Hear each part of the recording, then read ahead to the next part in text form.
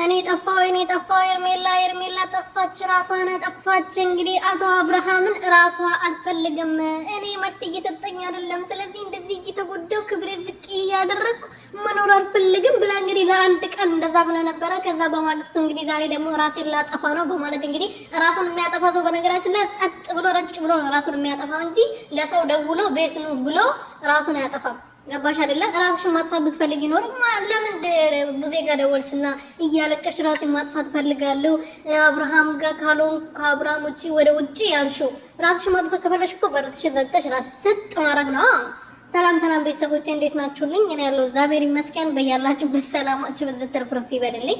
ለዚህ ቤት ለዚህ ቻናል አዲስ የሆናችሁ ሰብስክራይብ፣ ሼር፣ ላይክ እያደረጋችሁ ቤተሰብ ሆኑልኝ።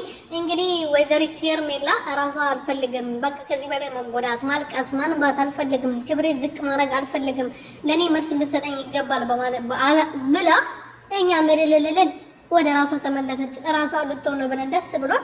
እንግዲህ በማግስቱ ሩትዬ ስንቱን ውጣ ውረድ አሳልፋ ያ ሁሉ ለቅሶ አሳልፋ እስከ ዛሬ ድረስ ራሴን አጠፋለሁ አላለችም።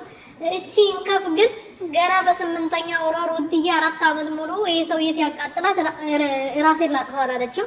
የኔ ጀግና፣ የኔ ብርቱ፣ የኔ ጠንካራ፣ የኔ አስተዋይ ማለት ነው።